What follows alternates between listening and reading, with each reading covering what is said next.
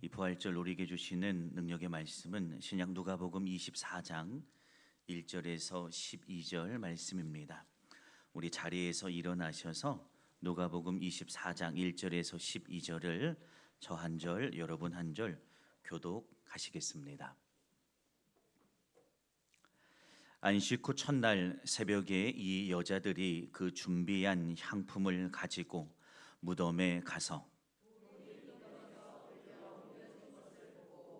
들어가니 주 예수의 시체가 보이지 아니하더라.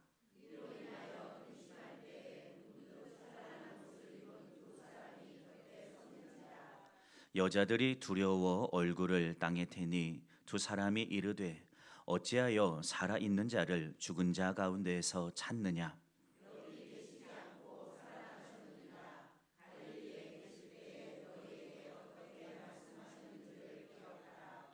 이르시기를 인자가 죄인의 손에 넘겨져 십자가에 못 박히고 제3일에 다시 살아나야 하리라 하셨느니라 한데,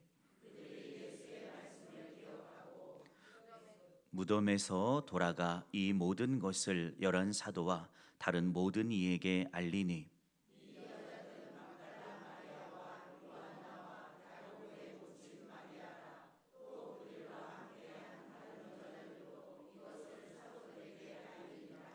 사도들은 그들의 말이 허탄한 듯이 들려 믿지 아니하나 베드로는 일어나 무덤에 달려가서 구부려 들여다보니 세마포만 보이는지라 그 된 일을 놀랍게 여기며 집으로 돌아가니라.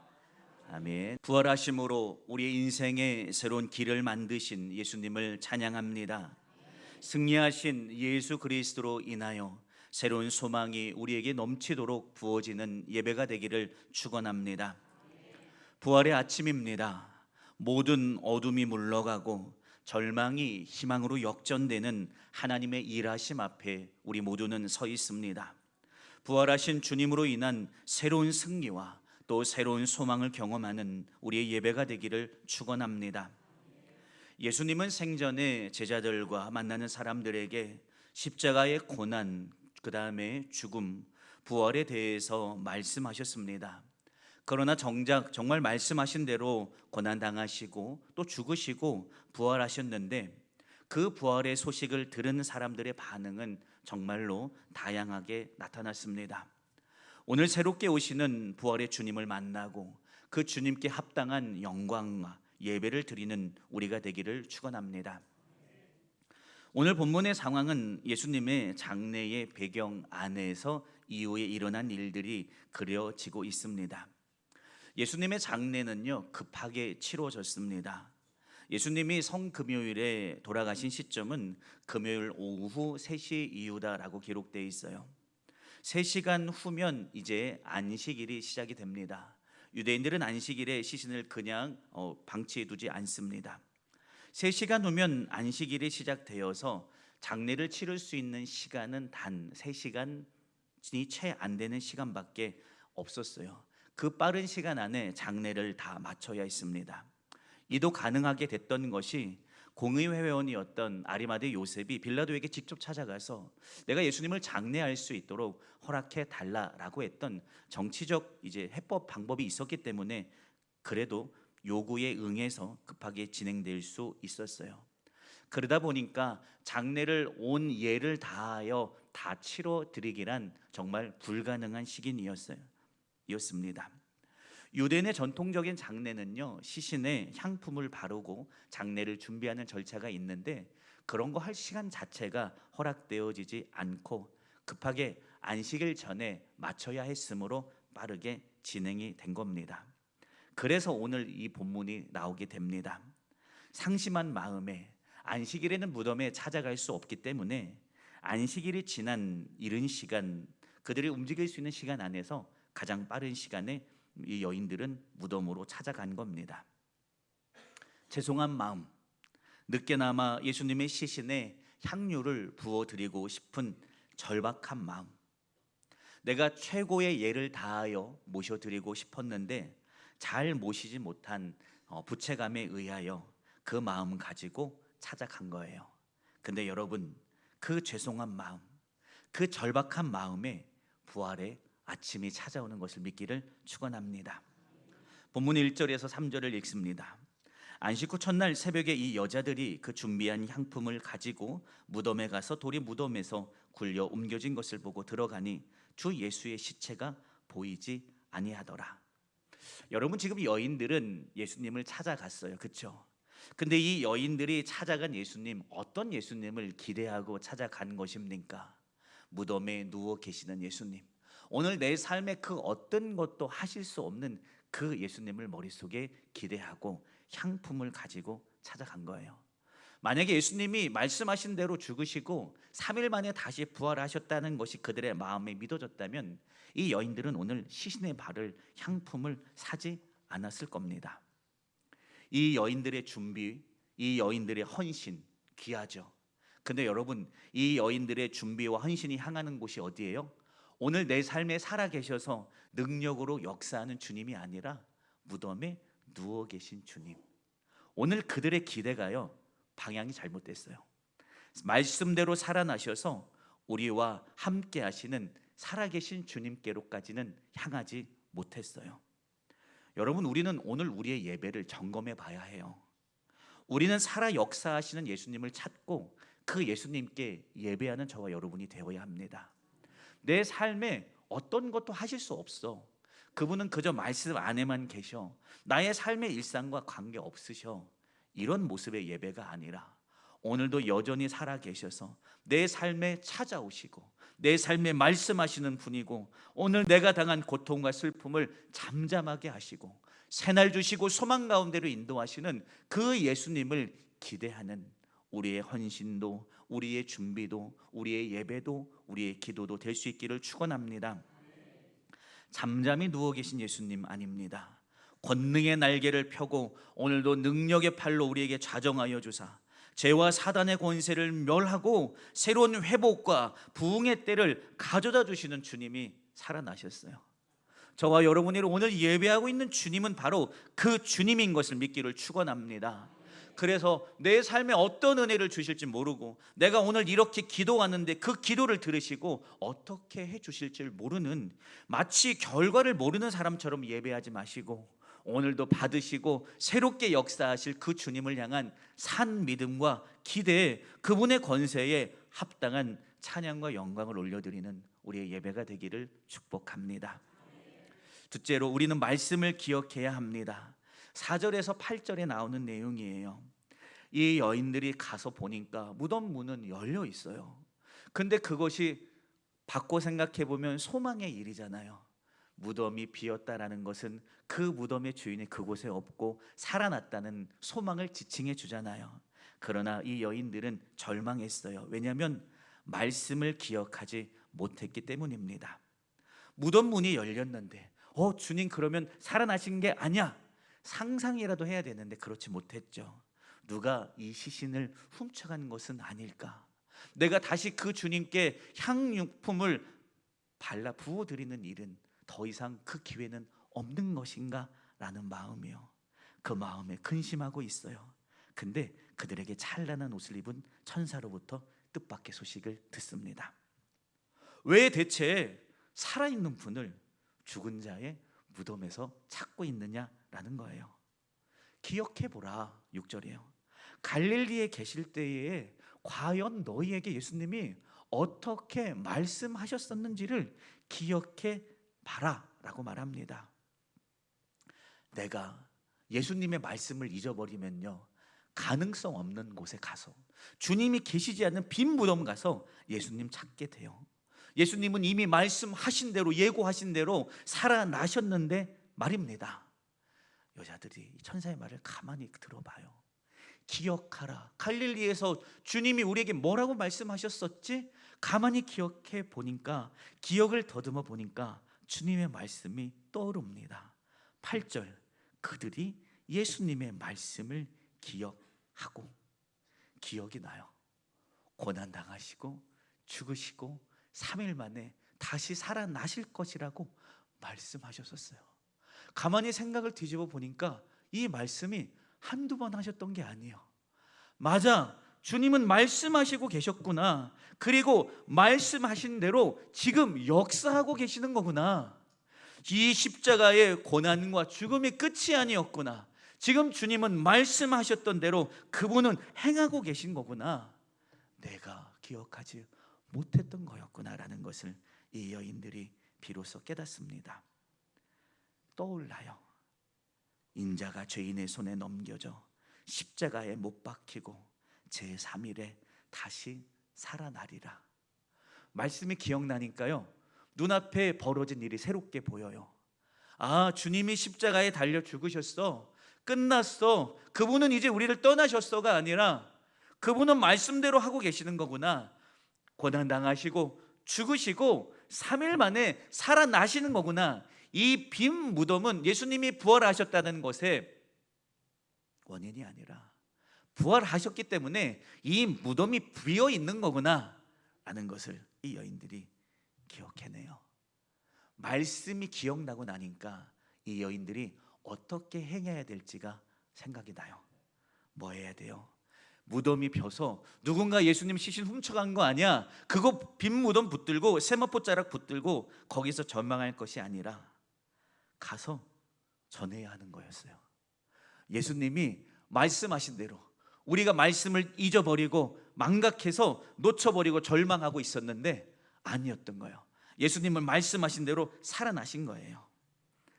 말씀이 기억나고 나니까 나는 여기 가만히 있는 존재가 아니라 가서 예수님 다시 살아나셨습니다 전해야 되는 존재였던 거예요. 말씀대로 죽음이 빼앗을 수 없는 여전히 생명이신 주님을 이 여인들이 가서 전합니다. 11절입니다. 사도들이 이 여인들이 전한 소식을 들어요. 그러나 그들의 반응이 어떻습니까? 허탄한 듯이 들려 믿지 아니하나. 여러분, 사도들이 이 여인들이 전한 부활의 소식을 듣고 정말 그랬군요. 우리가 정말 그분 생전에 말씀하셨었어요. 기억나요. 마치 생생해요. 살아나셨을 거예요. 이게 아니라 제자들이 이 여인들이 말했을 때 기억도 나요. 주님이 갈릴리에서 고난당하시고 죽으시고 3일 만에 살아나리라 말씀하셨던 것도 기억이 나요. 근데 믿어지지 않아요. 받아들여지지 않아요. 여러분, 왜 그런 줄 아세요? 나의 생각의 그릇 안에 예수 그리스도의 부활을 담으려고 하니까 안 담아져요. 허탄한 듯 들려요. 무슨 말이야? 그게 불가능한 일이야? 그게 현실적인 일이냐고. 그가 이성이나 지식과 문화 가운데 일어났던 일이냐고. 불가능한 일이잖아. 나의 생각과 그릇 그 자금에 그리스도의 부활을 담으려고 하니까 담아지지 않아요. 우리는 그리스도의 부활에 나를 갖다 담아야 하는 존재인 거예요. 나의 예수의 부활을 담는 게 아니에요. 부활하신 예수 그리스도의 삶에 나를 담는 거예요. 우리도 다시 회복될 거예요. 우리도 오늘 다시 살아날 것을 믿기를 축원합니다. 여러분, 믿음은 받아들이는 거예요. 근데 주님을 받아들이려면 나를 내어놓아야 해요.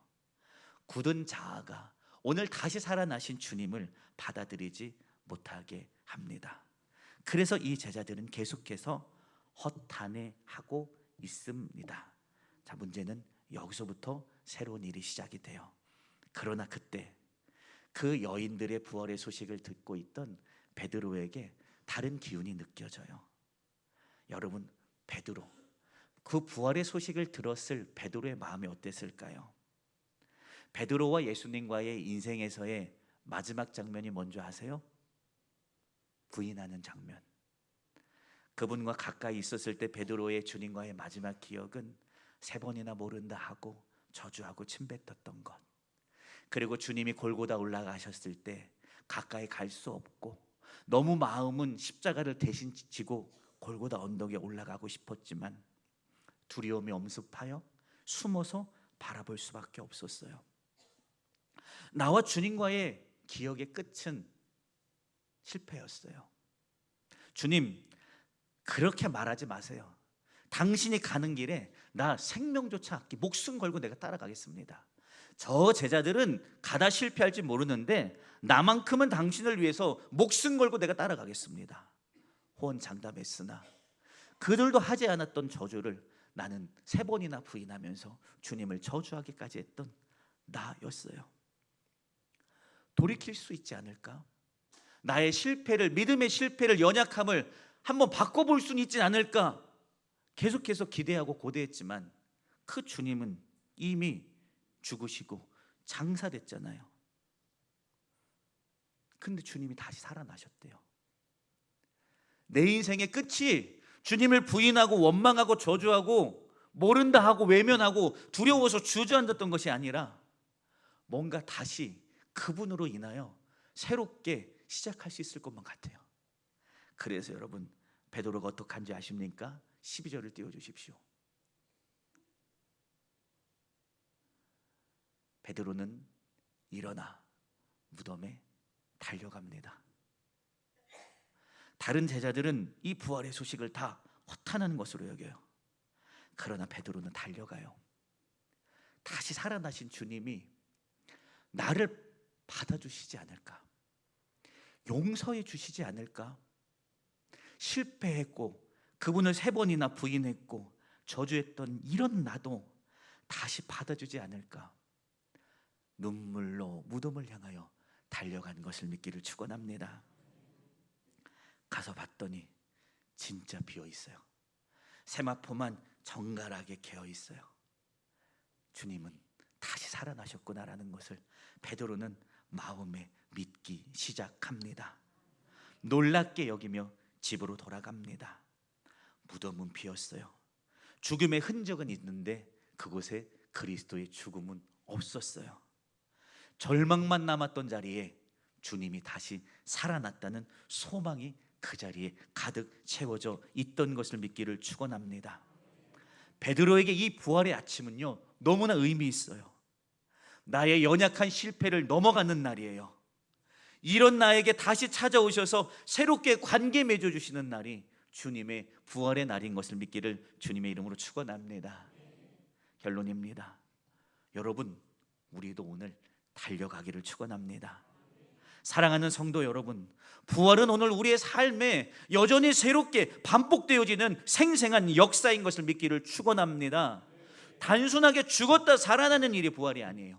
오늘 나의 삶의 실패가 씻어지고 나의 삶에 주저앉아 있음이 다시 찾아오셔서 품어주시는 예수로 인하여 살아나는 날이 이 부활의 날이에요. 오늘 우리도 베드로처럼 무덤으로 달려가기를 축원합니다.